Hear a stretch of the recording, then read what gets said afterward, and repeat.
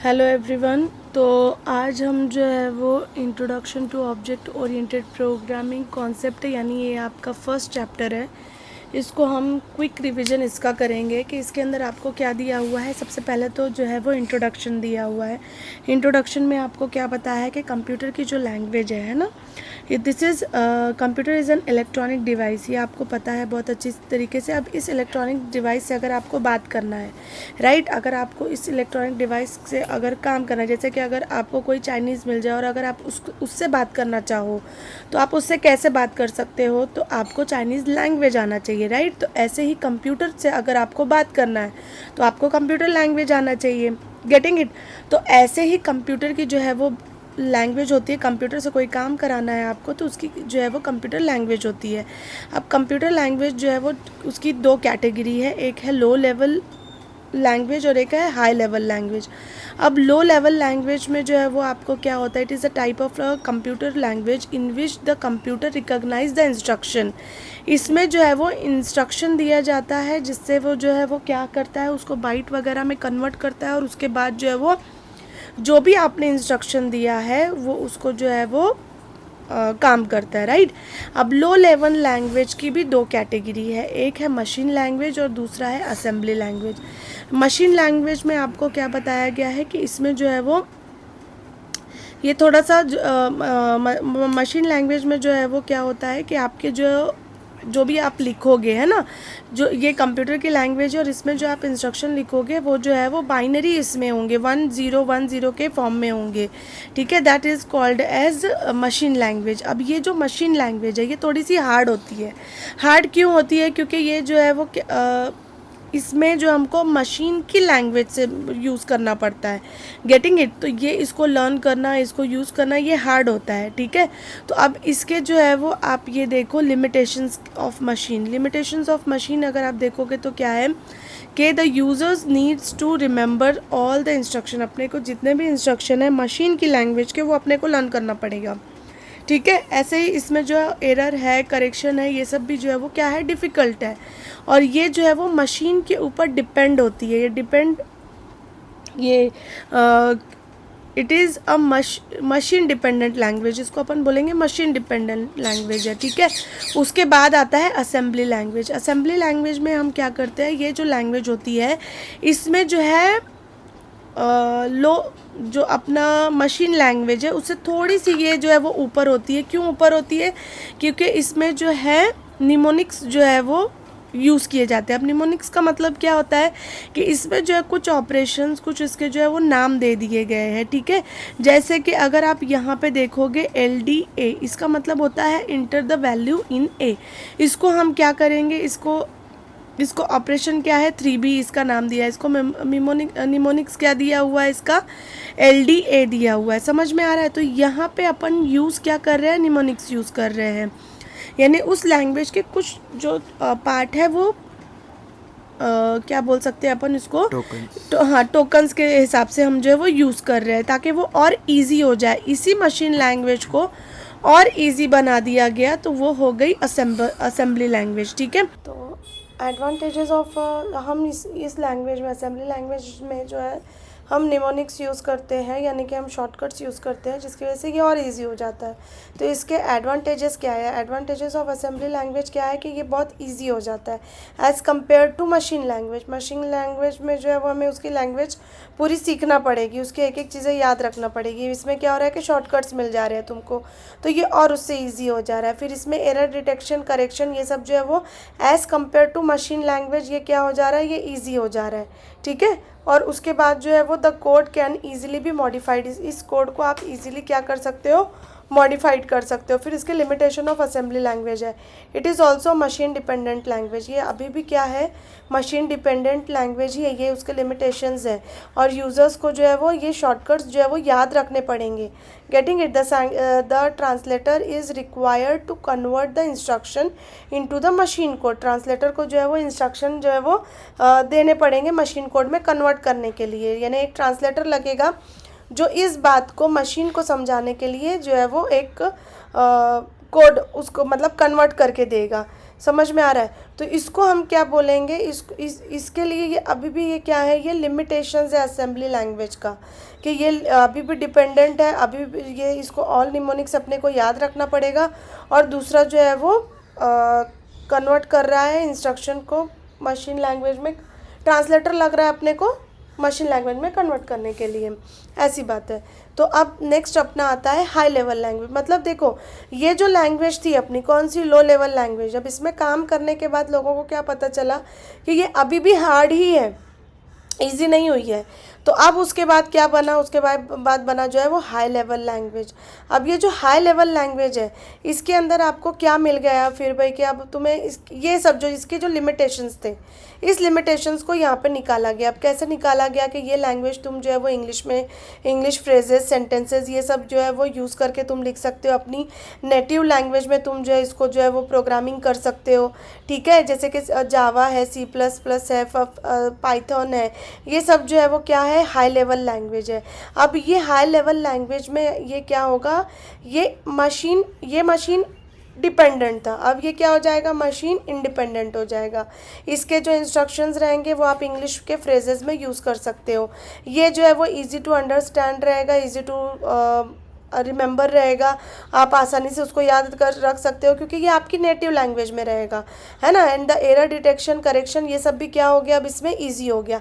But इस language का अभी भी कुछ डिसएडवांटेज है। अब इस लैंग्वेज का डिसएडवांटेज क्या है कि it requires a translator to convert the source code. तुम्हारी बात, जैसे अगर मैं कोई चाइनीज़ लड़की से बात करना चाह रही हूँ तो मैं जो है वो, मुझे एक ट्रांसलेटर लगेगा और वो ट्रांसलेटर क्या करेगा कि मैं जो भी बात हिंदी में बोलूँगी वो उसको कन्वर्ट करेगा और कन्वर्ट करके एक चाइनीज़ में कन्वर्ट करके उसको बताएगा। तो मुझे क्या बीच में एक कनेक्टर है, मुझे एक ट्रांसलेटर लग रहा है, तो वो ट्रांसलेटर यहाँ पे अपने को लगेगा। हाई लेवल लैंग्वेज में आप अपनी लैंग्वेज में इंग्लिश में कोड लिखोगे और वो जो है वो मशीन लैंग्वेज में कन्वर्ट होगा, तो इसकी वजह से इसको ट्रांसलेटर लगेगा। तो ये उसका एक डिसएडवांटेज है। The machine code of a high level instructions might be, तो इसके जो असेंबली वाले इंस्ट्रक्शन रहेंगे उससे थोड़ा सा ये कम एफिशिएंट रहेगा machine language, high level language जो है, ठीक है। फिर उसके बाद अपने को बताया यहाँ पे लैंग्वेज ट्रांसलेटर। लैंग्वेज ट्रांसलेटर क्या है, यही है कि जो हमारे कोड को, सोर्स कोड को कन्वर्ट करेगा किसमें, मशीन लैंग्वेज में, that is called as language translator. मैं बहुत शॉर्ट में बता रही हूँ। तो ये आपका लैंग्वेज ट्रांसलेटर की डेफिनेशन है, इसको लर्न कर लो या उसको जो है 1-2 बार रीड कर लो तो आपको समझ में आ जाएगा कि ये उसकी डेफिनेशन है। इसमें आप जो है वो जो भी कोड आप इंग्लिश वगैरह में लिखोगे वो कन्वर्ट होगा और वो कन्वर्ट किस में होगा, मशीन लैंग्वेज में कन्वर्ट हो जाएगा, ठीक है। तो ये आपका जो है वो लैंग्वेज ट्रांसलेटर है। अब लैंग्वेज ट्रांसलेटर के मेरा जो ब्लर आया है ये PDF में, ज़रा तुम लोग अपनी टेक्स्ट बुक में देख लेना कि यहाँ पे लैंग्वेज ट्रांसलेटर के जो है वो 3 टाइप है। 3 टाइप कौन कौन से, एक कंपाइलर है, एक इंटरप्रेटर है, एक असेंबलर है। कंपाइलर का काम क्या होता है कि वो कंपाइल करता है। अब वो कंपाइल कैसे करता है, तुम पूरा कोड लिखोगे, पूरे कोड को वो कंपाइल करेगा, पूरे कोड को चेक करेगा और एट द एंड वो तुम्हें रिजल्ट देगा। इंटरप्रेटर में जो है वो ये चीज़ जो है वो क्या होती है, इससे थोड़ी सी अलग होती है। इंटरप्रेटर में वो क्या करेगा, लाइन बाय लाइन तुम्हारा जो कोड है वो चेक करेगा और लाइन बाय लाइन तुम्हारी डिबगिंग होगी, उस लाइन को तुम करेक्ट करोगे, फिर वो नेक्स्ट लाइन पे जाएगा। ये तुम्हारा इंटरप्रेटर होता है, ठीक है। और उसके बाद आता है असेंबलर। असेंबलर क्या करता है कि वो असेंबली लैंग्वेज को जो है वो मशीन कोड में कन्वर्ट करता है। अब कंपाइलर और इंटरप्रेटर में क्या डिफरेंस है वो देखो, दोनों काम एक ही करते हैं, लेकिन क्या करते हैं, कंपाइलर जो है वो पूरा एक सोर्स प्रोग्राम लेगा, उसको पूरे को चेक करेगा, पूरे को चेक करके एक ही बार में आपको लास्ट में रिजल्ट देगा। इंटरप्रेटर ऐसा काम नहीं करेगा। इंटरप्रेटर आपका जो है लाइन बाय लाइन चेक करेगा और लाइन बाय लाइन डिबगिंग करने के बाद आपको एक एक लाइन जब आप करेक्ट करते जाओगे तो वो आपका जो है वो प्रोग्राम दूसरे आगे जो है वो चेक करते जाएगा। आपका पूरा प्रोग्राम ये चेक नहीं करेगा, ये लाइन बाय लाइन चेक करेगा, ठीक है। अब इसमें जो है वो कंपाइलर का सेकंड जो है वो क्या दिया हुआ है, it displays the errors for the complete program together after the compilation. जो भी जितने एरर है, 7 एरर है, 8 एरर है, ये तुमको एक साथ दे देगा। इंटरप्रेटर तुमको ऐसे नहीं करेगा, तुम्हें एक एरर देगा, तुम उस एरर को जब तक कि तुम उसको ढंग से करोगे नहीं, जब तक कि वो एरर तुम निकालोगे नहीं, तब तक कि वो दूसरी लाइन में डिबगिंग करने नहीं जाएगा। तो ये क्या करता है, लाइन बाय लाइन तुम्हारी डिबगिंग करवाएगा, लाइन बाय लाइन तुम्हारे कोड जो है वो करेक्ट करवाते चलेगा। समझ में आ रहा है? तो ये तुम्हारा कंपाइलर और इंटरप्रेटर का डिफरेंस है। फिर types of high level language. High level language के दो टाइप है, structure oriented language, procedure oriented language and object oriented language, तीन है, ठीक है।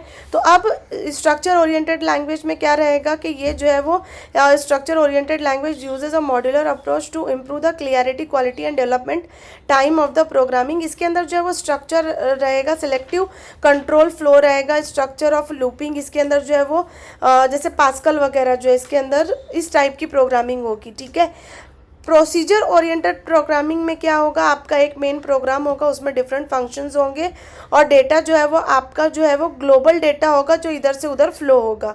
ये शॉर्ट में बता रही हूँ, समझ के ले लो। अगर आपको बहुत अच्छी से और समझना है तो उसको एक बार अच्छी से रीड करना कि इसमें क्या होगा कि इसमें आपका एक ग्लोबल डेटा होगा, एक या कई ग्लोबल डेटा होंगे और वो एक दूसरे में जो है वो फ्लो होते, फंक्शंस जो एक दूसरे को कॉल कर सकते हैं। यहाँ क्या होगा, यहाँ पे आपका जो है वो एक मेन प्रोग्राम होगा और उसके फंक्शंस होंगे, ठीक है। ये क्या है आपका, ये आपका प्रोसीजर ओरिएंटेड प्रोग्रामिंग है, ठीक है। अब इसके बाद प्रोसीजर ओरिएंटेड प्रोग्रामिंग का डिसएडवांटेज देख लो या कैरेक्टरिस्टिक्स देख लो पहले उसकी, फिर उसके लिमिटेशंस देखेंगे। कैरेक्टरिस्टिक्स में क्या बोला है कि ये एम्फसाइजेस लॉजिकल स्टेप। इसके अंदर जो स्टेप्स आप लिखोगे है ना, फंक्शंस जो आप बना रहे हो, तो वो कैसे होने चाहिए, लॉजिकल होने चाहिए। और जो डेटा होगा वो फंक्शंस का, वो फंक्शंस जो है वो क्या करेंगे, ग्लोबली, एक अगर मैंने फंक्शन लिख दिया तो वो ग्लोबली उसको कोई भी जो है वो ले सकता है, तो वो डेटा ग्लोबली जो है वो ये शेयर होगा। समझ में आ रहा है। फिर data values can keep floating from one function to another function. जो डेटा है अपना वो क्या होगा, एक फंक्शन से दूसरे फंक्शन में ग्लोबली क्या होगा, जाएगा, फ्लो होगा, ठीक है। It uses the top down approach. क्या अप्रोच होगा, टॉप से डाउन तक के, यानी एक फंक्शन तुमने यहाँ पे लिखा तो ये वाला दूसरा इसको यूज़ कर सकता है, ऐसे रहेगा। टॉप टू डाउन इसका अप्रोच रहेगा और वो इधर से उधर हम उसको कॉल कर सकते हैं। समझ में आ रहा है। अब यहाँ पे इसके लिमिटेशंस क्या आते हैं, लिमिटेशंस इसके ये आते हैं कि the data values are global to all the functions. In case of any change in the data values you may require to make a necessary changes in all function। अगर मैंने यहाँ पे कोई चेंजेस कर दिए तो मुझे हर फंक्शन में जो है वो क्या करना पड़ेगा, हाँ, ग्लोबल डेटा में अगर मैंने कोई चेंजेस कर दिए तो मुझे हर जगह क्या करना पड़ेगा, चेंजेस करने पड़ेंगे ग्लोबल डेटा में अगर मैंने कोई चेंजेस किए तो, ठीक है। और क्या बोलते हैं, सेकेंड वाला है, it is not suitable to solve complex problem. इसके अंदर आप जो है वो कॉम्प्लेक्स प्रॉब्लम सॉल्व करने के लिए जो है वो इस लैंग्वेज को लेना, प्रोसीजर ओरिएंटेड प्रोग्रामिंग, इसको यूज़ करना जो है वो सही नहीं है। यहाँ पे ऐसा बोल रहा है कि ये सूटेबल नहीं है इसको अगर आप यूज़ करते हो। प्रोसीजर ओरिएंटेड प्रोग्रामिंग को हम क्या बोलते हैं, पॉप भी बोलते हैं। समझ में आ रहा है, POP, पॉप, इसको भी बोल प्रोसीजर ओरिएंटेड प्रोग्रामिंग, ठीक है। अब ऐसे ही इसको जो है हम ऑब्जेक्ट ओरिएंटेड प्रोग्रामिंग है, इसको अपन उप बोलते हैं और उप्स बोलते हैं ऑब्जेक्ट ओरिएंटेड प्रोग्रामिंग सिस्टम को। समझ में आ रहा है, तो इसको उप्स बोले, उसको उप्स बोलते हैं सिस्टम को। और अभी यहाँ पे अपन किसके बारे में पढ़ रहे हैं, प्रोग्रामिंग के बारे में पढ़ रहे हैं। तो अब इसके अंदर क्या नया क्या है, इसमें और इसमें अगर आप देखोगे तो डिफरेंस क्या है। इसमें क्या है, ग्लोबल डेटा है और सारे फंक्शंस जो है वो ग्लोबल डेटा को जो है वो शेयर कर रहे हैं, है ना। अब यहाँ पे क्या होता है, यहाँ पे ऑब्जेक्ट होते हैं, ऑब्जेक्ट बनाए जाते हैं, ऑब्जेक्ट है, ऑब्जेक्ट का डेटा है और डेटा का जो है वो फंक्शन रहेगा। यहाँ पे आप जो है वो, यहाँ पे ग्लोबली जो है वो डेटा जो है वो शेयर नहीं होएगा। समझ में आ रहा है। तो ये आपका ऑब्जेक्ट ओरिएंटेड प्रोग्रामिंग है। इसमें आपको जो है वो ऑब्जेक्ट बनाना है और ऑब्जेक्ट के अंदर आपको जो है उसके फंक्शंस लिखने हैं। समझ में आ रहा है। तो यहाँ पे अपना जो है, अब इसका एडवांटेज क्या है, इसको क्यों बनाया गया, इसका एडवांटेज क्या है। इसका एडवांटेज क्या है कि it gives importance to the data items rather than the function. इसमें जो है वो डेटा के जो आइटम्स है इसको ज़्यादा इंपॉर्टेंस दिया गया है, ना कि फंक्शंस को इम्पोर्टेंट दिया गया है। It makes the complete program, मतलब ये एक कंप्लीट प्रोग्राम है, बनाता है, ठीक है। And object can be used as a bridge to flow the data. अब एक ऑब्जेक्ट अपन यूज़ कर सकते हैं, किस चीज़ के लिए यूज़ कर सकते हैं, अगर मुझे डेटा इधर से उधर भेजना है तो मैं उस ऑब्जेक्ट को यूज़ कर सकती हूँ। समझ में आ रहा है। और एक फंक्शन के through the concept of data hiding enhance the, इसके अंदर देखो यहाँ पे ग्लोबली डेटा शेयर हो रहा था, समझ में आ रहा है। यहाँ पे ग्लोबली डेटा शेयर नहीं होगा, यहाँ पे ये डेटा यहीं पे शेयर होगा, समझ में आ रहा है। मुझे यहाँ पे इसको कॉल करना पड़ेगा तो यहाँ पे मुझे मिलेगा। तो यहाँ पे हम एक क्या कर रहे हैं, अगर आप देखोगे तो हम एक रिस्ट्रिक्शन लगा दे रहे हैं कि जो डेटा हमको ग्लोबली मिल रहा था वो हम ग्लोबली नहीं करते हुए उसको रिस्ट्रिक्टेड एरिया में फिक्स कर रहे हैं कि इसी एरिया में इसको मैं यूज़ कर सकती हूँ, इसके बाहर मैं यूज़ नहीं कर सकती। तो दिस इज़ नथिंग बट एक काइंड ऑफ सिक्योरिटी प्रोग्राम हो गया, समझ में आया। इसमें अपने को सिक्योरिटी मिल रही है। It is highly beneficial to solve complex program. अभी देखो अपने को यहाँ पे क्या बोला कि कॉम्प्लेक्स प्रोग्राम अपन ऑब्जेक्ट और ये क्या बोलते हैं अपना स्ट्रक्चर ओरिएंटेड प्रोग्रामिंग में अपन जो है वो कॉम्प्लेक्स प्रोग्राम नहीं कर सकते, लेकिन यहाँ पे वो प्रोसीजर में, हाँ प्रोसीजर ओरिएंटेड में नहीं कर सकते, स्ट्रक्चर ओरिएंटेड में नहीं कर सकते। लेकिन यहाँ अपने को खुद ही बोल रहा है, क्या बोल रहा है वो, कि हम यहाँ पे कॉम्प्लेक्स प्रोग्राम को जो है वो आराम से यहाँ पे सॉल्व कर सकते हैं, किससे, ऑब्जेक्ट ओरिएंटेड प्रोग्रामिंग में, ठीक है। उसके बाद जो है वो इसमें इसका और क्या है एडवांटेज कि आप यहाँ पे जो भी कोड लिखोगे वो कोड क्या रहेगा, वो कोड आप रीयूज़ कर सकते हो। Software quality and performance are improved, इसके अंदर जो है वो इम्प्रूव रहेंगे।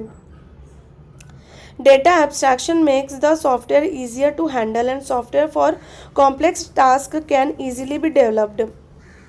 ये सब जो है वो, हाँ तो ये सब जो है वो आपका एडवांटेज हो गया, ठीक है। अब इसके बाद जो है वो डिफरेंसेस देखो आपको दिए हुए हैं कि प्रोसीजर ओरिएंटेड और ऑब्जेक्ट ओरिएंटेड के जो है वो डिफरेंसेस क्या है। तो वो आप लोग पढ़ोगे भी तो आपको समझ में आ जाएगा कि यहाँ पे क्या करते हैं हम। It is emphasizes is put on the functions rather than data। यहाँ पे जो अपन किसके ऊपर ध्यान दे रहे हैं, फंक्शंस के ऊपर ध्यान दे रहे हैं, ना कि डेटा पे। यहाँ पे अपन किसके ऊपर ध्यान दे रहे हैं, डेटा पे अपन ध्यान दे रहे हैं, ना कि फंक्शंस पे। And it allows data to flow freely. यहाँ पे डेटा जो है वो फ्रीली घूमेगा। यहाँ पे जो है वो रिस्ट्रिक्टेड एरिया, अपन उसका एक एरिया बना के दे रहे हैं। यहाँ पे टॉप टू बॉटम हम प्रोग्रामिंग करेंगे, यहाँ पे बॉटम टू टॉप जो है वो प्रोग्रामिंग होगी, समझ में आ रहा है। तो ये अपना जो है वो क्या हो गया है, प्रोसीजर ओरिएंटेड प्रोग्रामिंग और ऑब्जेक्ट ओरिएंटेड प्रोग्रामिंग का डिफरेंस हो गया। फिर उसके बाद कीवर्ड्स दिए हुए हैं, keywords related to the object oriented programming. Object, जो हम ऑब्जेक्ट बनाते हैं, it is a unique entity. इसको जो है जब आप प्रोग्रामिंग करोगे उस टाइम पे तुमको समझ में आएगा कि आप ऑब्जेक्ट कैसे बनाओगे, उसका कैरेक्टरिस्टिक्स, उसके बिहेवियर आप कैसे जो है वो लिखोगे। फिर उसके बाद real word object, real word object जो अपना चेयर कुर्सी ये सब रियल वर्ड ऑब्जेक्ट है। उसके बाद सॉफ्टवेयर ऑब्जेक्ट, सॉफ्टवेयर ऑब्जेक्ट आप जो है वो सॉफ्टवेयर वगैरह जो यूज़ करते हो है ना, उसके अंदर जो हम हाँ डेटा फंक्शन का जो है वो ग्रुप करते हैं, इसको हम सॉफ्टवेयर ऑब्जेक्ट बोलेंगे। क्लास, क्लास जो है वो इज़ नथिंग बट व्हाट, अगर आप उसको बोल दोगे कि it's kind of a template, समझ में आ रहा है, ब्लू प्रिंट होती है for smaller type of object, तो इसको आप जो है वो क्लास बोल सकते हो। तो यहाँ पे अपना जो है वो ये ख़त्म होता है। उसके बाद मेन शॉर्ट में मैं आप लोगों को समझाती हूँ कि डेटा एब्स्ट्रैक्शन किसको बोलते हैं। डेटा एब्स्ट्रैक्शन का मतलब ये होता है कि अगर मैंने कोई, जैसे अगर आप मोबाइल पे कोई गेम खेलते हो है ना, आप गेम खेल रहे हो, जैसे कि अगर फ्री फायर खेल रहे हो, आपको पता है क्या कि फ्री फायर में जब आप रन की बटन दबा रहे हो, चलने की बटन दबा रहे हो, तो वो कैसे चल रहा है, तो उसके लिए प्रोग्राम लिखा गया है और वो प्रोग्राम जो है वो कोडिंग की गई है। वो कोडिंग आपको बताई जा रही है क्या, वो आपको नहीं बताई जा रही। गेटिंग इट, आपको क्या बताया जा रहा है, आपको एक बंदा दिखाया जा रहा है जो चल रहा है। गेटिंग इट, तो ये डेटा एब्स्ट्रैक्शन है कि आपको जो है ना कि कोडिंग दिखाते हुए आपको जो है वो सिंपल सी एक स्क्रीन दिखाया जाता है और उस पर जो आप काम कर रहे हो, आप अपना उसमें आर दबाओगे, ये दबाओगे, ये इससे चलेगा, उससे दौड़ेगा, उससे ये करेगा, आपको जो है वो बताया गया, आप उससे कर रहे हो। लेकिन अंदर क्या हुआ है, अंदर पूरी की पूरी कोडिंग हुई है कि ये बटन दबेगी तो वो बंदा ऐसे चलेगा, ये आप करोगे तो वो बंदा यहाँ पे जंप करेगा। गेटिंग इट, तो वो कोडिंग आपको दिखाई नहीं जाती, तो ये आपका एब्स्ट्रैक्शन है, राइट। अब उसके बाद जो है वो नेक्स्ट आपका आता है इनहेरिटेंस। इनहेरिटेंस अगर आप देखोगे तो इनहेरिटेंस में क्या रहता है कि जैसे ये तो बहुत ही सिंपल सी चीज़ है। इसमें आपका जो है वो जो आपकी सुपर क्लास, देखो जो सबसे बड़ी क्लास, जैसे यहाँ पे एनिमल दी हुई है, एनिमल की दो दो टाइप है, कार्निवोरस एंड हर्बीवोरस। अब ये जो है ये एनिमल्स ही रहेंगे, कार्निवोरस भी एनिमल्स रहेंगे, हर्बीवोरस भी एनिमल्स रहेंगे। ये क्या रहता है, इनहेरिटेंस का मतलब ये होता है कि वो कैरेक्टरिस्टिक्स क्या होगी, जो एनिमल की कैरेक्टरिस्टिक्स है ये कैरी करेंगे कार्निवोरस भी और हर्बीवोरस भी। अब कार्निवोरस की जो कैरेक्टरिस्टिक्स है कि इनके दांत जो है नोकीले होते हैं, तो तुम टाइगर के दांत देखोगे वो नोकीले होंगे, लायन के देखोगे, लेपर्ड के देखोगे, तो इनके दांतों की जो क्वालिटी रहेगी वो तुम देखोगे तो वो कार्निवोरस है, तो उनको गोश्त खाने वाले हैं ये, तो इनके उस हिसाब से दांत बने रहेंगे, इनके पंजे उस हिसाब से बने रहेंगे। समझ में आ रहा है? तो ये क्या है, ये एक इनहेरिटेंस है। इनहेरिटेंस मतलब जो है, जो भी हम ऊपर की एक क्वालिटी लेते हैं वो बाकी के जो क्लासेस है वो भी उन क्वालिटी को इनहेरिट करते हैं, इसको बोलते हैं हम इनहेरिटेंस। ठीक है, अब उसके बाद जो है नेक्स्ट आता है अपना पॉलीमॉर्फिज्म। पॉलीमॉर्फिज्म का आप ये चीज़ समझ लो कि एक चीज़ अगर आपको दी गई है, जैसे यहाँ पे एक डक बताया गया है, अब यही डक को जो है वो अगर आप ये देखते हो तो आपको लगेगा कि ये डक जो है एक बर्ड है ना, लेकिन यही डक अगर क्रिकेट में यूज़ किया जाता है तो उसका एक अलग मीनिंग है। तो यहाँ पे ऐसा बताया गया है कि एक ही वर्ड को आपके जो है वो दो जगह पे अलग अलग मीनिंग हो सकते हैं। जैसे कि मैं अगर सिर्फ वॉल्यूम लिखूँ, है ना, लेकिन यही वॉल्यूम अगर मैं यहाँ लिख रही हूँ तो वो वॉल्यूम किसका निकाल के देगा, क्यूब का। यही वॉल्यूम मैं यहाँ पे कॉल करूँगी तो वो यहाँ पे किसका निकाल के देगा, क्यूबॉइड का। यही वॉल्यूम मैं यहाँ पे जो है वो कॉल करूँगी तो यहाँ पे क्या होगा, ये स्फीयर का निकाल के देगा। समझ में आया? तो this is called as polymorphism, इसको हम बोलते हैं पॉलीमॉर्फिज्म। एक वर्ड जो दो तीन जो है वो मीनिंग्स रखता है, समझ में आ रहा है, दो तीन टाइप में यूज़ हो सकता है। फिर आता है encapsulation. Encapsulation is too easy. Encapsulation में आपको क्या दिया हुआ है कि कोई भी डेटा को जो है हमको सिक्योर करना है तो हम उसको क्या करेंगे, रैपिंग कर देंगे। आप सिर्फ इतना याद रखो कि encapsulation is nothing but what, wrapping of data. आप ये समझ लो, wrapping of object together, this is called as encapsulation. इतना इन शॉर्ट में याद रखो, बाद में फिर जब आप और इसको डीप में जाओगे तो आपको समझ में आएगा कि इनकैप्सुलेशन का एक्चुअल और क्या मीनिंग होता है कोडिंग में, तो आपको तब और अच्छे से समझ में आएगा। यहाँ पे सिर्फ इतना याद रखो कि इनकैप्सुलेशन का मतलब होता है कि आप कोई भी जो फंक्शन या डेटा है उसको क्या कर रहे हो, रैप कर रहे हो। समझ में आ रहा है? हाँ, तो अब अपना जो है वो सेकेंड पार्ट स्टार्ट हो रहा है। सेकेंड पार्ट में हमको जो है वो इंट्रोडक्शन किसका दिया हुआ है कि ये लैंग्वेज का नाम कैसे पड़ा, किसने बनाया। तो जेम्स गॉसलिंग नाम का बंदा था और उसके कलीग जो है वो सन माइक्रो सिस्टम में 1991 में काम करते थे। बाद में जो है ओरेकल कॉरपोरेशन में काम करने लगे। इसका अलग अलग नेम पड़ा, ओक नेम पड़ा उसका, फिर जो है वो डीएनए और जॉल्ट और कुछ अलग अलग नाम इसके रखे गए। बट एट द एंड इसका नाम जो है वो जेम्स गॉसलिंग ने क्या नाम रखा है, जावा नाम रखा। और ये जावा नाम का मतलब क्या होता है, ये आइलैंड है इन इंडोनेशिया जहाँ पे जो है वो फर्स्ट कॉफ़ी जो है वो इन्वेंट हुई थी। ठीक है, और ये जो है वो कॉफ़ी पी जब वो कॉफ़ी पी रहा था उस टाइम पे उसने ये नाम जो है वो जावा रख दिया। तो ऐसे आप सिंबल भी अगर जावा का अगर आप देखोगे तो वो वैसे ही है कि एक कप ऑफ कॉफ़ी का जो है वो आपको दिखेगा। तो वो जो है वो जावा का मीनिंग ये होता है। देखो ये यहाँ पे दिख रहा है। तो ये जेम्स गॉसलिंग जो है ये कब पैदा हुआ, क्या हुआ, ये इसकी सिर्फ आप डेट वगैरह देख लो, इसको अच्छी से रीड कर लो, है ना। और उसके बाद जो है वो basic features of Java. Basic features of Java में क्या आएगा कि जावा इज़ एन, सबसे पहला ये बात क्या है कि जावा ऑब्जेक्ट ओरिएंटेड है ना। फिर उसमें जो है वो ये Java programs are both compiled as well as interpreted. Compile भी होते हैं और इंटरप्रेटेड भी होते हैं ना। It can access data from local system as well as from the internet. Local system से भी आप इसको जो है वो प्रोग्रामिंग कर सकते हो, और अगर आप इंटरनेट पे भी अगर प्रोग्रामिंग करना चाहो तो देखो आप ऑनलाइन भी जो है उसका जो है वो ब्राउज़र निकाल के उसमें भी आप कोडिंग करके उसका आउटपुट वगैरह निकाल सकते हो। ठीक है, तो Java programming is written within the class, variables functions are declared which are defined within the class. ये आप प्रोग्रामिंग करोगे तब आपको और अच्छे से इसको जो है वो समझ में आएगा। ठीक है, फिर जावा कंपाइलर एंड इंटरप्रेटर। अभी ये जो है वो जावा के कंपाइलर और इंटरप्रेटर के बारे में अभी देखो, जावा कंपाइलर एंड इंटरप्रेटर है ना।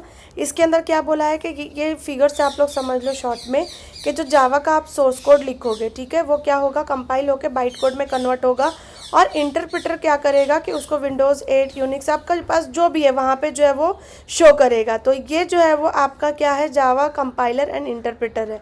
समझ में आ रहा है? बस अभी ये फिगर के थ्रू आप इतना ही याद रखो, क्योंकि देखो थेरी आने वाली नहीं है, प्रोग्राम आने वाला है, तो आपको वो हिसाब से जो है वो स्टडी करनी है। उसके बाद है Java interpreter as a virtual machine. अब जावा इंटरप्रेटर का convert the byte code into the machine. यहाँ पे यही चीज़ याद रखो कि जावा जो इंटरप्रेटर होता है वो क्या करता है, बाइट कोड को कन्वर्ट करता है ना। किस में कन्वर्ट करता है, मशीन कोड में कन्वर्ट करता है। And this is also called as and it is known as Java virtual machine. इसी को हम क्या बोलते हैं, जावा वर्चुअल मशीन, और we can say that JVM। ठीक है, फिर जावा की जो है वो डिफरेंट लाइब्रेरीज होती है। ठीक है, लाइब्रेरी में क्या बोला गया है, ये लाइब्रेरीज का मतलब क्या होता है कि इसमें कुछ जो है वो ऑलरेडी बन के आपको कुछ चीज़ें मिलेगी, है ना, उसके अंदर कुछ चीज़ें होंगी। जैसे ये जावा यूटिल, इसके अंदर आपको जो है वो आउटपुट टास्क, और ये इसके अंदर जो है जावा IO इनपुट आउटपुट का जो है वो आपको मिलेगा। ठीक है, जावा लैंग्वेज है, जावा एप्लेट है, जावा .NET है। तो आपको कुछ ऐसी क्लासेस और कुछ ऐसे फंक्शंस जो है वो आपको क्या किए गए हैं, आपको पहले से बना के, जावा वालों ने पहले से ही बना के इनबिल्ड आप लोगों को देते हैं। तो वो आपका इस तरीके से रहेगा, ये इसकी आपको जो है वो इन्फॉर्मेशन होनी चाहिए। फिर जावा के कुछ वर्ड्स ऐसे होते हैं जो वो उन लोगों ने उस वर्ड को रिजर्व कर लिया है। रिजर्व कर लिया है का मतलब ये वर्ड आप आपके प्रोग्राम में यूज़ नहीं कर सकते। क्यों नहीं यूज़ कर सकते, क्योंकि इनका प्रोग्राम में ऑलरेडी यूज़ है। समझ में आ रहा है, यानी आप अपने खुद से नहीं डाल सकते हो। समझ में आ रहा है कि जैसे अगर आपने एक क्लास बनाई और क्लास का नेम भी आपने क्लास ही रखा, तो ये पॉसिबल नहीं है। Getting it? आप वापस से क्लास वर्ड यूज़ नहीं कर सकते, क्योंकि अब वो क्लास वर्ड रिजर्व्ड वर्ड है। समझ में आ रहा है? तो यहाँ पे ये जो वर्ड्स दिए हुए हैं, final, void, double, new, import, Boolean, private, ये सब चीज़ जो वर्ड है ये सब रिजर्व्ड वर्ड है। ठीक है, फिर उसके बाद different types of Java programming. अब इसमें आपको सिर्फ दो चीज़ें बहुत अच्छी से ध्यान से रखनी है कि Java application and Java applet. क्या तुम लोग को यहाँ पे दिमाग में रखना है कि जावा एप्लीकेशन का मतलब हुआ कि जो डेस्कटॉप पे एप्लीकेशन आप रन करोगे, लोकल डिवाइस पे आप जो रन करोगे, that is called as Java application.